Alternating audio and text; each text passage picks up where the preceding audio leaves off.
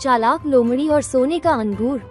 बहुत समय पहले एक घने जंगल में एक चालाक लोमड़ी रहती थी। वो बहुत होशियार थी और हमेशा दूसरों को अपनी चाल में फंसा लेती थी। लेकिन उसकी एक कमजोरी थी, उसे सोने जैसी चमकती चीजें बहुत पसंद थी। एक दिन की बात है, लोमड़ी जंगल में खाना खोज रही थी। चलते चलते उसने एक पेड़ पर सुनहरी चमक देखी। जब वो पास गई तो देखा कि पेड़ पर एक सोने का अंगूर लटका हुआ है। अंगूर असली सोने जैसा चमक रहा था। लोमड़ी की आंखें खुशी से चमक उठी।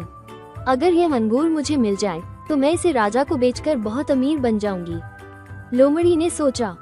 मुश्किल रास्ता, पर समस्या ये थी कि अंगूर बहुत ऊंचे पेड़ पर लटक रहा था। लोमड़ी ने उसे पाने की कई कोशिशें की, लेकिन वो वहां तक पहुंच ही नहीं सकी।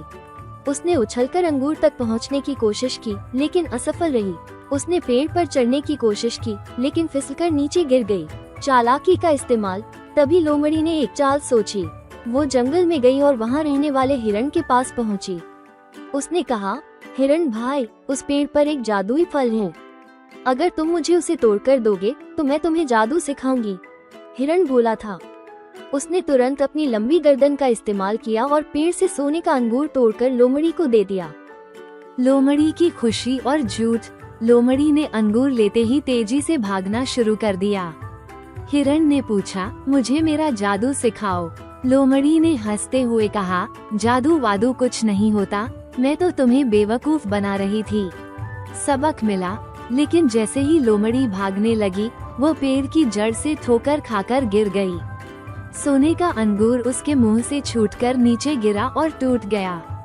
अंगूर अंदर से खाली निकला, वो सिर्फ चमकदार था, असली सोना नहीं। हिरण ने हंसकर कहा, लोमड़ी बहन, दूसरों को धोखा देने से पहले सोचना चाहिए। झूठ और चालाकी का फल हमेशा खाली ही निकलता है। सीख। लोमड़ी को समझ आ गया कि लालच और झूठ से कुछ हासिल नहीं होता। उस दिन के बाद उसने कभी किसी को धोखा नहीं दिया।